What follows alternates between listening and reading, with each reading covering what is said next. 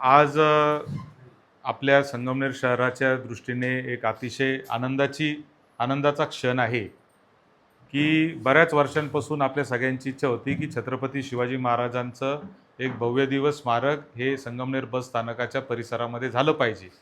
त्यासाठी 2018 सालीच या नगरपालिकेने ठराव केला होता. नगराध्यक्षा तत्कालीन दुर्गाताई तांबे असताना आणि याच्यातले अनेक लोक त्यावेळेस नगरसेवक म्हणूनही त्या बॉडीमध्ये सूचक अनुमोदक विश्वासराव मोतडक आणि सगळे लोक त्यावेळेस किशोर भाऊ पवार, नितीन अभंग, किशोर भाऊ टोकसे हे सगळे जुने, मोहम्मदभाई जे आता उपनगराध्यक्ष आहे, हे सगळेजण त्यावेळेस कमिटीमध्ये होते. आणि त्यावेळेस असं आपण मागणी केली होती की बस स्थानकावर जागा द्यावी.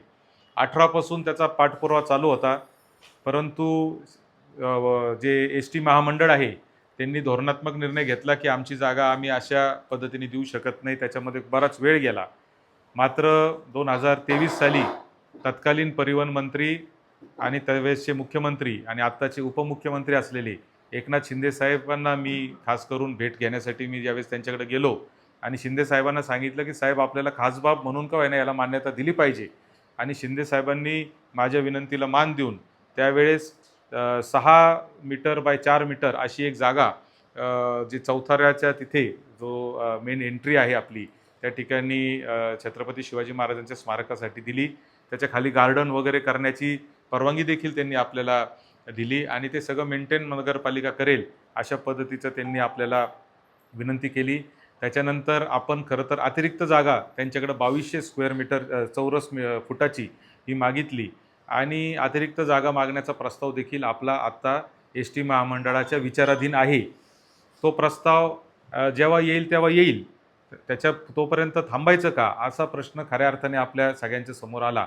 आणि मग आपण सगळ्यांनी असा निर्णय घेतला की छत्रपती शिवाजी महाराजांच्या स्मारकाचं जे काम आहे ते आता चालू करायचं, कारण तशी अतिरिक्त जागा जी मिळणार आहे ती आपल्याला तिथं गार्डन आणि ते करण्यासाठीच लागणार आहे. ती जागाचा निर्णय होईपर्यंत आपलं बाकीचं चौथारा असेल किंवा त्याच्यावरचं जे आपलं पुतळा बसवण्याचं काम असेल हे सगळं होईल. त्या दृष्टीने नगरपालिकेने जे आहे त्याचं टेंडर देखील केलं.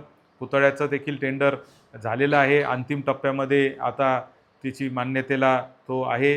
लवकरच त्याची मान्यता होईल. छत्रपती शिवाजी महाराजांचा अश्वारूढ पुतळा घ्यावा याबाबतची त्या ठिकाणी निर्णय देखील झाला.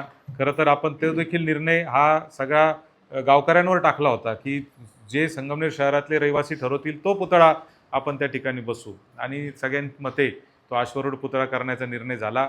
आज आपल्या संगमनेर शहराच्या दृष्टीने ऐतिहासिक असा क्षण आहे की जे आपले विभाग नियंत्रक आहे एस टी महामंडळाचे अहिल्यानगर जिल्ह्याचे जगताप साहेब यांच्या आणि माननीय मुख्यमंत्री मुख्याधिकारी गोरे साहेब आहेत, ह्या दोघांच्या सहीने आज नगरपालिकेचा आणि एस टी महामंडळाचा करार होतोय आणि एस टी महामंडळाने ती जागा आता नगरपालिकेकडं हस्तांतरित केलेली आहे.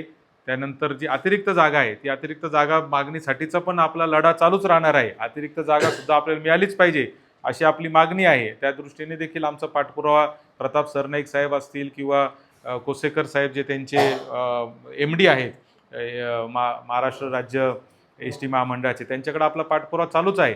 तो मिळेल तेव्हा आपण त्याचा प्रयत्न करणारच आहे.